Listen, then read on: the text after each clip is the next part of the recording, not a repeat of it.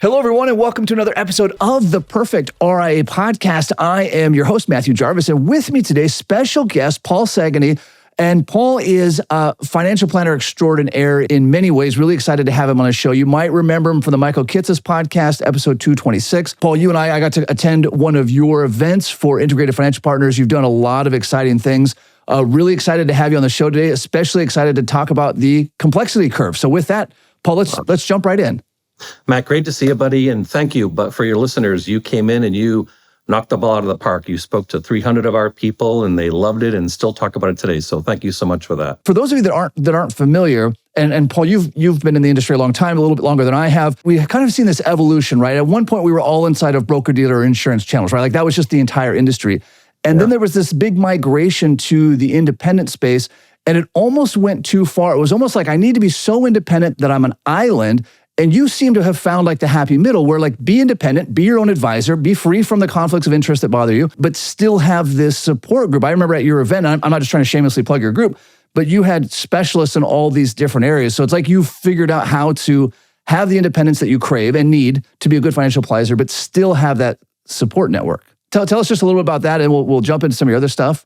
Yeah, it's so true, Matt. And the whole firm actually was built, we started it back in 1996, and it was built off of what I was looking to build for myself as a financial advisor. I still have my practice today, and as do various members of our team. We started back in 1996. But back then, Matt, my experience prior to starting this firm was I was doing estate tax planning work inside of Morgan Stanley. So $50 million and above type clients. We were young, we were learning, and we were in the middle of like charging fees for planning. And this is even kind of the beginning stages of charging the idea of 1% to manage wealth. So I go that far back.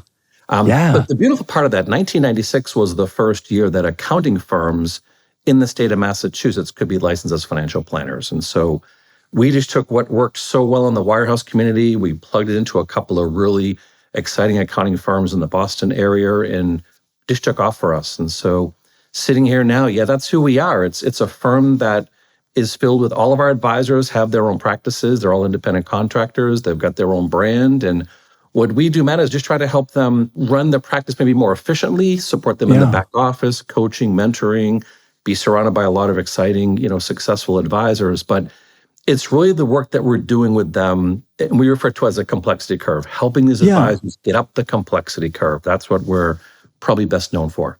Yeah, and what I've noticed in talking to your advisors, whether at the event or separately, is your ability to move up the complexity curve without losing the client, right? You and I can go to these conferences and these sessions, and we can really nerd out on advanced estate planning strategies. But if you can't figure out how to articulate to a client, and I had advisors in your group, they would point out pieces of paper. I still have them, and they're drawing out some of these things on the complexity curve. That's such a brilliant way to articulate. So tell us a little bit more about how you're helping move up on the complexity from the technical knowledge, but also you're equally good at how do I communicate this to a client? Yes, they have 10 million or 20 million or however many millions of dollars. They don't understand these things. There's no disrespect. They just don't. Yeah, I think the first thing is probably explain what the complexity curve is, Matt. And so the complexity curve is where you've got someone whose financial life is getting much more complex, starting a business, making the business successful, maybe selling the business. And so they kind of work their way up the financial complexity curve. But then probably as important or maybe more important is their lives are getting more complex. Their kids are getting married, they're having grandchildren. Maybe all the marriages aren't perfect, you know what I mean? So there's a lot of complexity on the personal life. And so for us, it's the dual complexity curve of your financials and where your wealth is going along with your personal situation. And so what we're doing all the time and what I do in my coaching classes and what I try to share with our advisors is understanding where that client is in the complexity curve. In other words, how complex are they?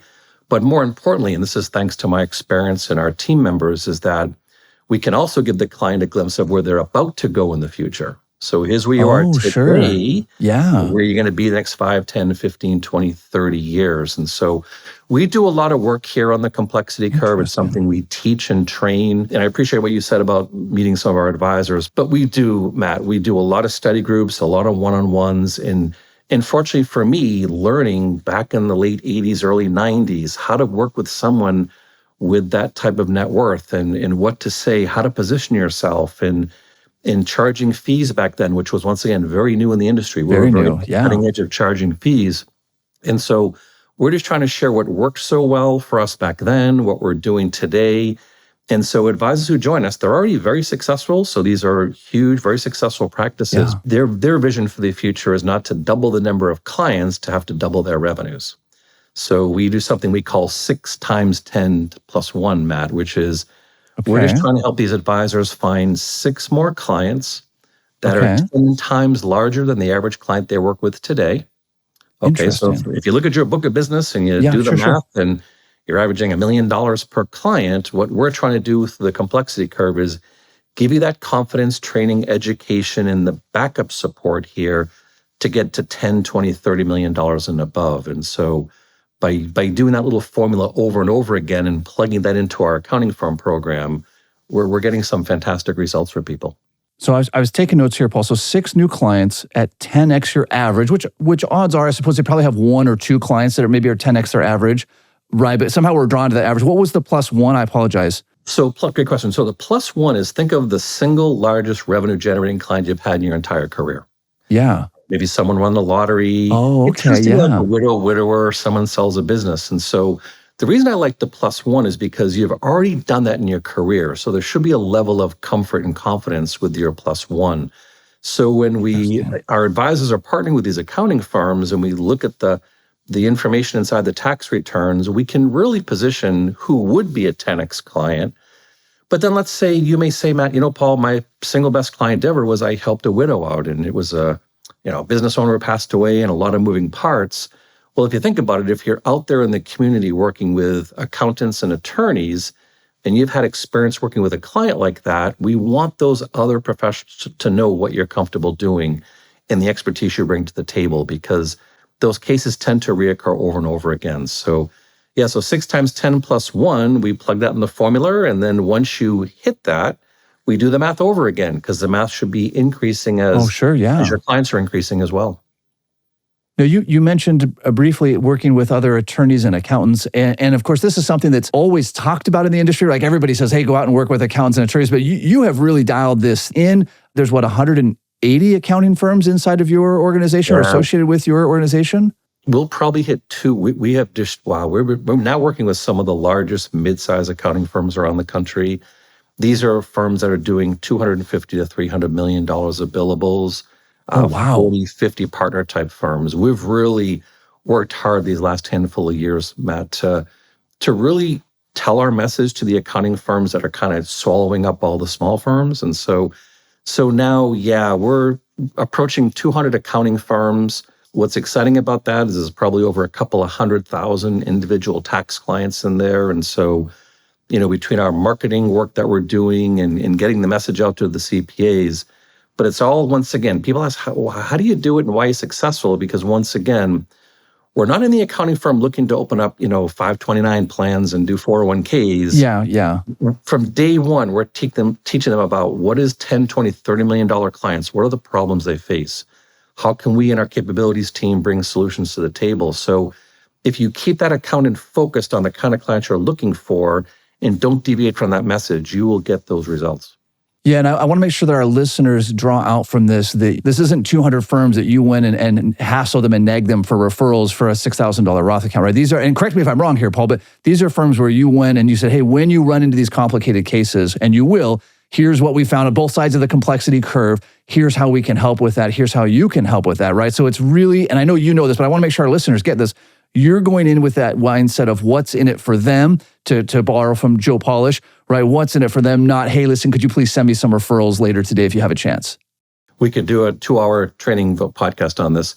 Yeah, I think certainly, and everyone listening to this, and, it is about what you're saying. It's what problems can we solve for you? Or I like another Joe Polish line, because I know Joe, is who do you want to be a hero to? And so, if you ask the CPA, when you look at all your clients, who do you want to step today and be a hero to? Like, what client's going through a hard time? Who wants to sell their business? Who's nervous about the markets? In other words, who do you want to be a hero to? And if you kind of lead with that approach, you can really change the way the accountant looks at their client base and who we can get in front of. Yeah, and it makes sense because now you're solving a problem they have, right? So everybody taps out on the complexity curve somewhere, and you're saying, hey, let me help you. When you get to the edges of your abilities, let me help you here. Like, hey, listen, I have this problem. I don't have enough clients. Could you please help me out with that? You're really coming in with let me be a hero. Let me solve some painful issue you have. Yeah, and I think probably what's most important for us anyways as a firm, I'll speak about our advisors, is please. They tap out somewhere too, Matt. In other words, our advisors, Everyone, they reach a point where they're a little bit uncomfortable. And keep in mind, it's not so much the client that you have to impress. The CPA is sitting in the meeting as well. So therefore, they've got some level of knowledge as to what you want to do. And so therefore, but we can help the advisor expand that horizon and get them higher up the complexity curve.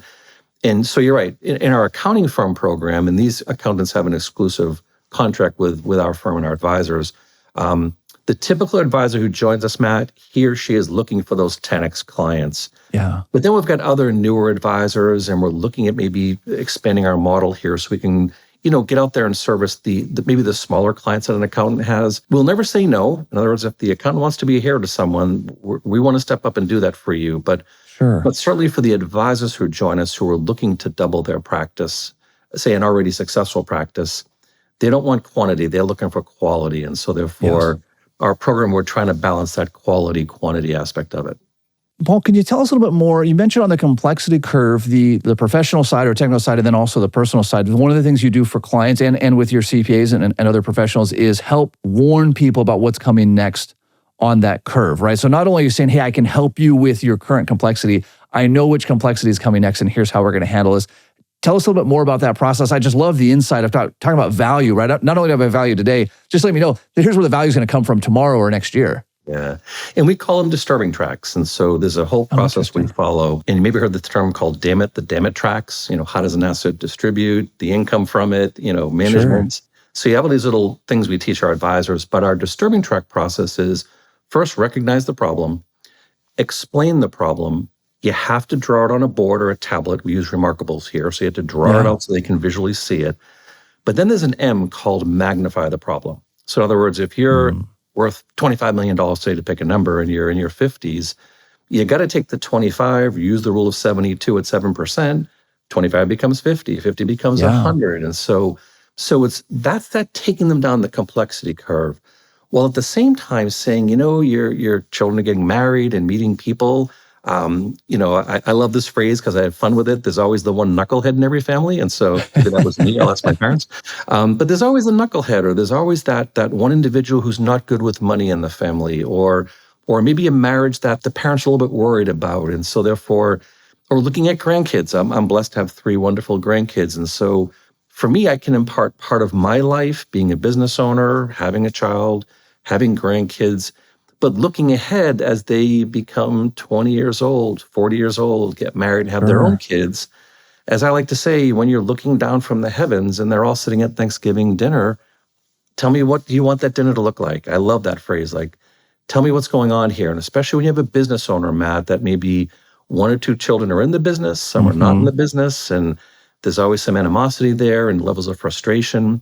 What is fair versus not fair? And so, but I'm always bringing people to that point in time where you're looking down, looking at your life's work, and you're seeing your children, grandkids, great-grandkids at that table. What do you want that to look like? And so if you can draw them into that, build pictures for them. Interesting. And then unfortunately, Matt, show them how the reality of their current situation does not match the goals of their dreams and visions, then you've got a client for life.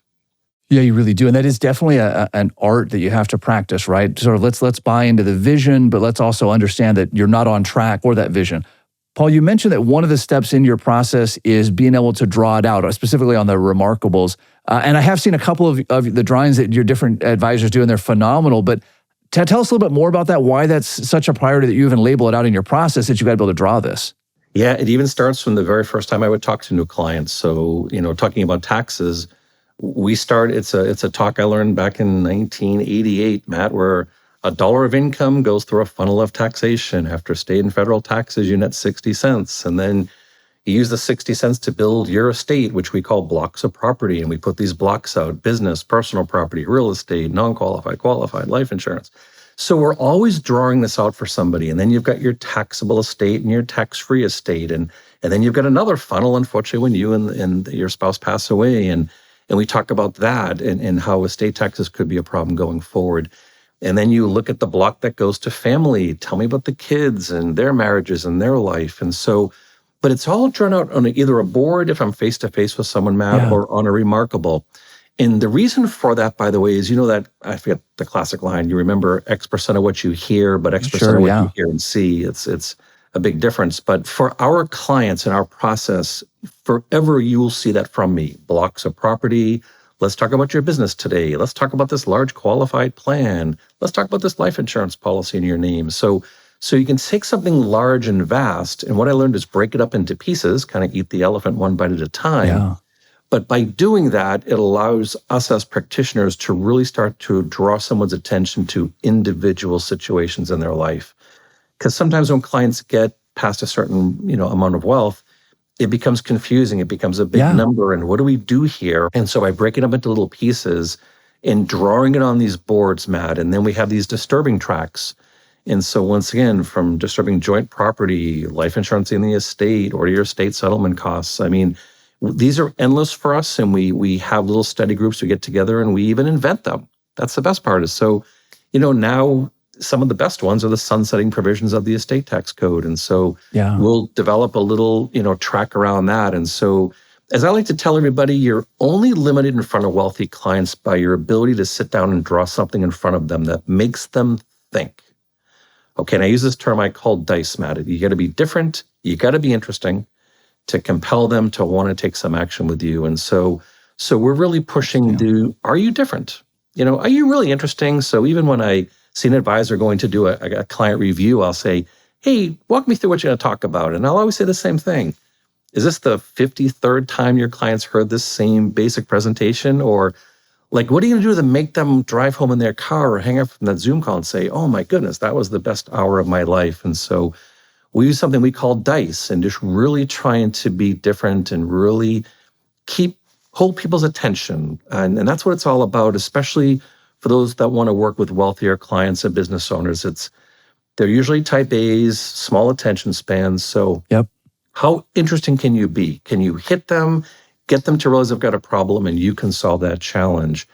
And then how do you position yourself against their other advisors? Because every single one of them have other professionals in their life. Of course. So therefore, you're always, positioning your comments against theirs. And how do you either win them over or maybe get to the point you need to replace them? So, but they're fun. As we're sitting here talking, isn't this it's so fun. Yeah, I love it. Well, and for those of you that are just listening in your car on your iPad, right, go to the YouTube channel, right, and look at this. One of the reasons I'm smiling, Paul, is there's this idea that all successful people really are all doing the same thing. We might have discovered it different ways. We might call it different things. But I'm watching as you're discovering those paths and the funnels, you're drawing it with your hands, right? Like we don't have paper in front of us, but I know that that's how you're in every client meeting and you're animated and you're expressed. But it's from a spot, and I think sometimes people miss this.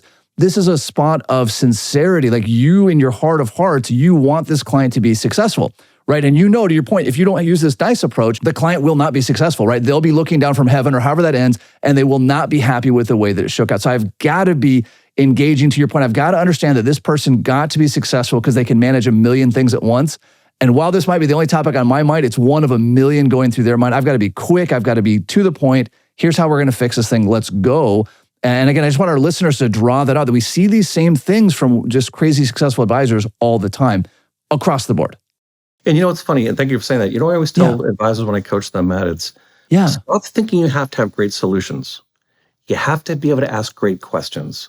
And so in my experience and where I've tried to perfect my craft and when I work with others, it's like, what are my questions? How are my questions going to, once again, be different than every other advisor and kind of catch their interest? And so I think advisors focus too much on, I need to have a good solution or I need to be able to present this or that. Stop it. Just learn how to ask good questions. And as I always say to advisors, we're all business owners, aren't we? We all own our business and we have staff, and we've got families and all that. So you've earned the right many times to actually say, well, let me tell you about my life and my business and what I'm looking at and what I'm thinking about. You don't have to get personal, but I find that sometimes advisors get intimidated by business owners when they forget that they are a business owner. And so therefore, that's right. Learn those great questions, make them thought-provoking, make people sit back and say, wow, I never thought of that before. And then draw it out. So in other words, ask the question, draw out the problem, and say, boy, I'm a little bit concerned here. Maybe we need to start looking at some opportunities to maybe fix what's going on. And, it's that classic, what's the gap between what they want and where they are. And so it's stuff your listeners have all heard before, but I'll tell you, I sit in a lot of meetings, Matt, and I've watched a lot of advisors, and they'll get all revved up. I'm going to ask the best questions ever, but they can't stop themselves from saying, well, let me tell you what a grad is, or let me do this or that. Yeah. And before you know it, you've kind of crossed that line where you're trying to give them the next great, solution versus that great question. So I always battle that.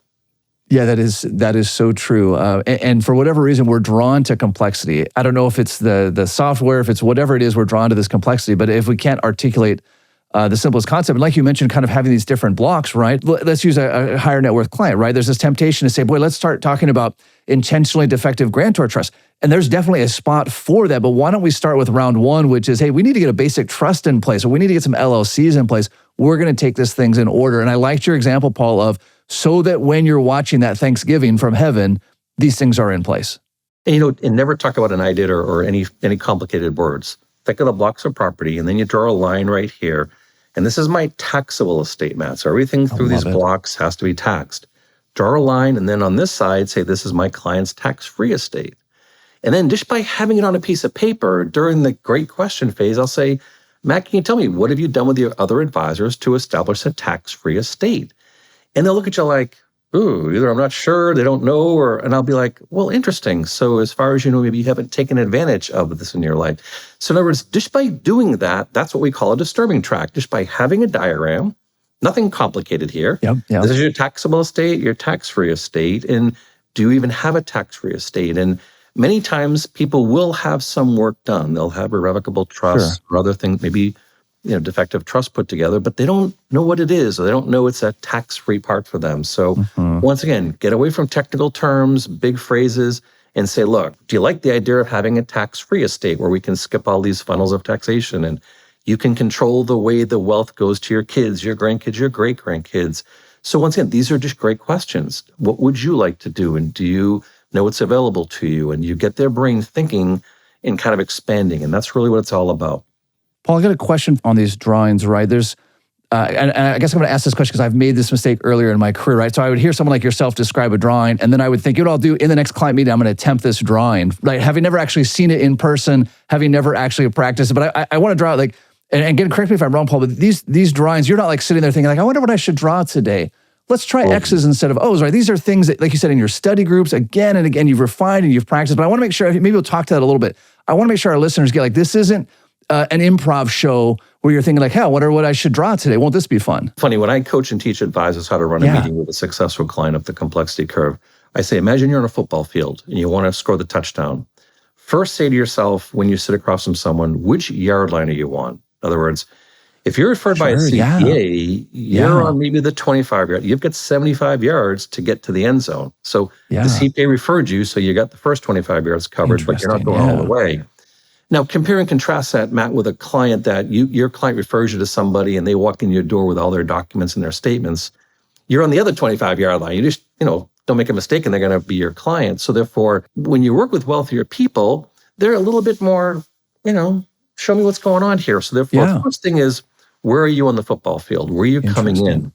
And then through my questions, I'm just moving the ball down the field. But please know, Matt, that we and all of our advisors, we know that when I ask you a series of questions or on your blocks of property and I start to understand your situation, your family, what my brain is doing is getting ready to get to a point where I'm going to start to introduce you to what are some of the greatest problems or challenges you're facing. We call them disturbing tracks. And so, but everything's a disturbing track. In other words, as I like to teach everyone, I'm only limited by my brain's ability to comprehend what is the problem facing my client right now.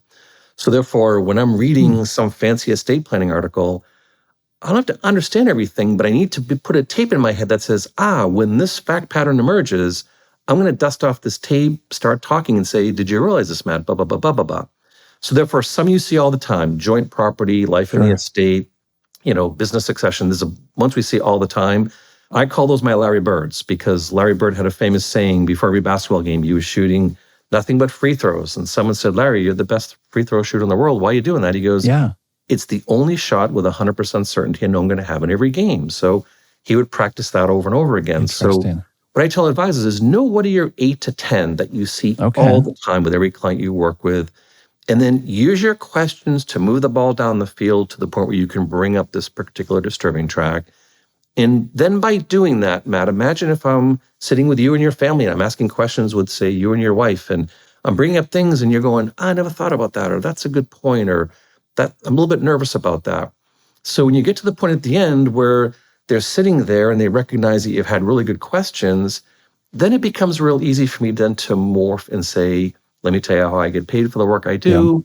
I charge a fee and blah, blah, blah. So, but I find that until I get a client sitting across from me and they are emotionally involved in their problems and they get it and they see it because I've been drawing it out, that's when you see your fees are going to go up. It's not a question of, will they show up at the next meeting or will they get you stuff? It's how quickly can you do it? But it's all about that first meeting. It's great questions, great disturbing tracks, introducing all the problems they're facing. And if you can cover that, present the fee, you're really ready to go for the second and third meeting. Yeah, and I think it's really hard to overstate the value of that process. It's become second nature for you and for the advisors you coach and train, right? But for the average advisor, it's not. For the average client, they've never experienced, right? Like everything else they've seen in life, everywhere in their life, medical, financial, legal, everything's just transactional. Hey, you think you have this problem? Okay, whatever you think the problem is, we'll throw this solution at it. May or may not be the right solution. That's for you to decide. Here's my bill, right? And you're doing the opposite. Like you said with your football analogy, we're taking them 1 yard at a time until we're all really clear about at least this first round of problems. And great, here's how I solve them. And yeah, I charge a premium fee because as you can see, this is a premium service. Well, and they can see that I've got some problems here. So in other words, these are really bad problems, like, oh my goodness, or these are bad, I got to deal with it. You will be able to judge how involved they are in their particular problems. And I think to another point too, Matt, is no paper in these meetings. When we go to first meeting, I've got my remarkable tablet I walk in with and I teach this to everybody else, even on a Zoom call, but I tell everyone no brochures, no pamphlets, no nothing. No. You've got to have them sitting there and have you draw their life right in front of them and have them sit back and say, once again, different. I've never seen anybody build my life on a spreadsheet, put all my blocks out there, ask me really good questions, explain why other advisors are doing things in my lives, like, hey, this is why your accountant did this or your attorney's doing this.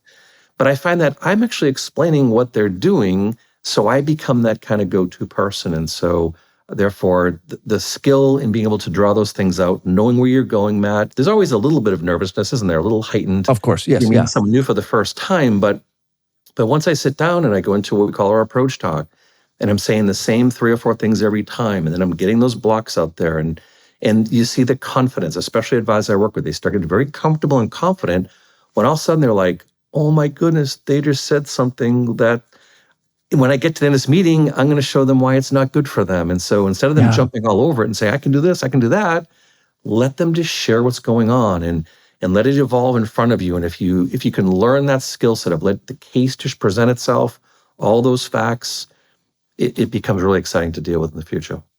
Man, Paul, this is incredible. I feel like we could go on for hours, if only because we literally could. Like we could do this for hours. You and I are both very passionate about it. How can our listeners learn more about your great work, the books you've put out? What action steps can they take from this episode? Well, I appreciate that. So I think in terms of action steps, I always say the same thing whenever I'm working with advisors.